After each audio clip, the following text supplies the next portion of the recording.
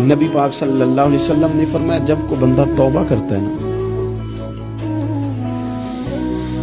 ہم توبہ کا رٹا لگاتے ہیں، یا اللہ میری توبہ یا اللہ۔ اور توبہ کا تو مطلب یہ ہے کہ پچھلے گناہوں سے پکی توبہ، آج کے بعد یہ غلطی نہ کرنے کا پکا وعدہ۔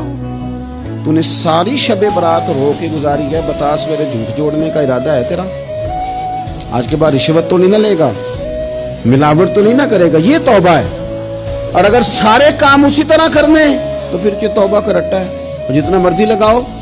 حضرت علی بن ربیعہ رضی اللہ تعالیٰ عنہ فرماتے ہیں میں مولا علی کے ساتھ تھا، مقام حرا کی طرف جا رہے تھے، حضرت علی نے ہاتھ اٹھا کے دعا مانگی ہماری تعلیم کے لیے، ورنہ حضرت علی ہم صحابہ کو محفوظ عن الخطا تو مانتے ہیں نا۔ ہاتھ اٹھا کے کہا اے اللہ ہمارے گناہ بخش دے، تیرے علاوہ کوئی معاف کرنے والا نہیں ہے۔ اور پھر حضرت علی آسمان کی طرف